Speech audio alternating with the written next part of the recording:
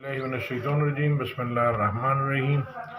یہ جو ایمان اللہ پہ لاتے ہیں تو پھر زندگی انسان کی بیلنس ہو جاتی ہے، گھر بھی کام بھی۔ جب آدمی یہ سوچ لے میں نے مرنا ہے جانا ہے تو پھر کیا چیزوں کے لیے لڑنا، پیسوں کے لیے لڑنا، آپس میں لڑنا۔ تو اب یہ بیلنس آؤٹ ٹیکسز اتنے ہیں، وہ لوگ جن کو کام کی سمجھ نہیں ہے انہوں نے ٹیکسز ڈالے ہوئے ہیں، ان کو پتہ ہی نہیں ہے، 2-3 سال میں خود بھی بیٹھ جائیں گے اور یہ سب کو بٹھا دیں گے۔ تو لگے اکثر زمین پہ لوگ جو آباد ہیں گمراہ ہیں، یہ خیالات کے پیچھے چلتے ہیں، میرے خیال سے ایسا کر لیتے ہیں، کوئی ورکنگ نہیں ہے، کچھ پتہ نہیں ہے۔ پاکستان کا دیکھ لینا، چاند پہ جا رہے ہیں، گٹر اوپر رہے ہیں، بجلی بھی نہیں ہے، پانی بھی نہیں ہے، یہ عوام کے ساتھ صحیح ہو رہا ہے؟ ہم نے کیا دنیا سے ورلڈ چیمپئن کا ٹائٹل لینا ہے کہ ہم بھی چاند پہ گئے اور ادھر حالت خراب ہے؟ کوئی ایک آدمی دعا کرنے والا نہیں ہوگا حکومت کے لیے، لوگوں کے لیے پیچھے سے، گھر والے بھی نہیں کریں گے، سب مزے کے ساتھ ہیں، پیسے ہیں تو ٹھیک ہے، ماما چاچا ہے، پیسے نہیں ہے تو کوئی ماما چاچا ابا اماں کچھ بھی نہیں۔ تو اب یہ 2 بھائیوں کا قصہ، داؤد علیہ السلام کے بعد 2 بھائی آئے تو انہوں نے کہا اکثر شریک ایک دوسرے پہ زیادتی کرتے ہیں، ایمان لائے، نیک عمل کیا، ایسے لوگ بہت تھوڑے ہیں۔ اب حج عمرہ، نماز کیا، زکوٰۃ کی، خیرات کی، لوگوں کی خوب مدد کی، اور اس کے بعد جب قرآن کا حساب نہیں سمجھا تو پھر یہ غلطی کر دی۔ غلطی کے چانس بہت زیادہ ہیں، آدم علیہ السلام سے جنت میں غلطی ہوئی تھی، جنت بھی گئی۔ دنیا میں چانس بہت زیادہ ہیں، غلطی کر جائے گا اور اس کا سارے اعمال چلے جائیں گے۔ تو اس لیے پھونک پھونک کے چلنا ہے، اللہ کی بات سن کے سمجھ کے پھر ایکشن لینا ہے۔ اپنی مرضی سے یہ مارا ماری، گالم گلوچ، یہ جانور والی زندگی ہے۔ مطلب پوری دنیا میں جہالت بھری پڑی ہوئی ہے، یہودی نے اپنا نہیں پڑھا، کرسچن نے اپنا نہیں پڑھا، وہ بھی ننگے لڑ رہے ہوتے ہیں، مارا ماری، اور کہیں اچھا کر دیتے ہیں، کہیں بہت برا کر لیتے ہیں، تو ڈیبٹ کا کریڈٹ ہو گیا، بیلنس کچھ بھی نہیں ہے۔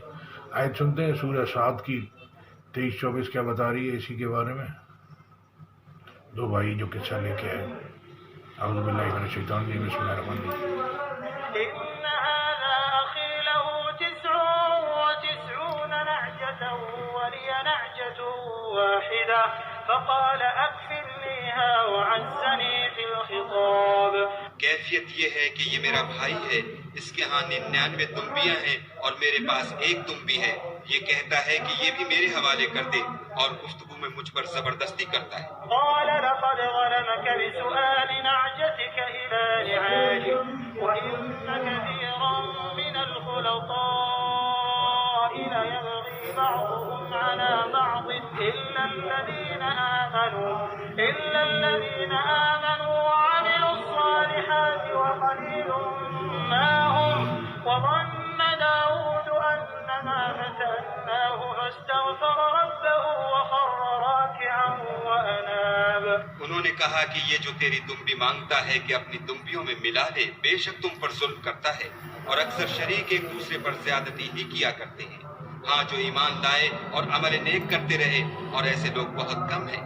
اور داؤد نے خیال کیا کہ اس واقعے سے ہم نے ان کو آزمایا ہے، تو انہوں نے اپنے پروردگار سے مغفرت مانگی اور جھک کر گر پڑے اور خدا کی طرف رجوع کیا۔ فغفرنا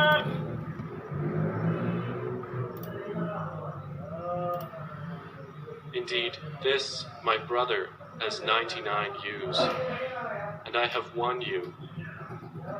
So he said, entrust her to me, and he overpowered me in speech. David said, he has certainly wronged you in demanding your ewe in addition to his ewes. And indeed, many associates oppress one another, except for those who believe and do righteous deeds, and few are they. And David became certain that we had tried him, and he asked forgiveness of his Lord, and fell down bowing in prostration, and turned in repentance to Allah. So we forgave him that, and indeed, اب یہ لوگوں کا مسئلہ یہ ہے کہ جو ان کے حقوق ہیں وہ بولتے ہیں 90%، 95% آپ ہماری خدمت کرو، سروس دیتے رہو، اور جو آپ کے ہیں رائٹس، جو آپ کے حقوق ہیں، وہ بولتے ہیں ہمارے سے تو 1-2%، 2% آپ خدمت لے لو۔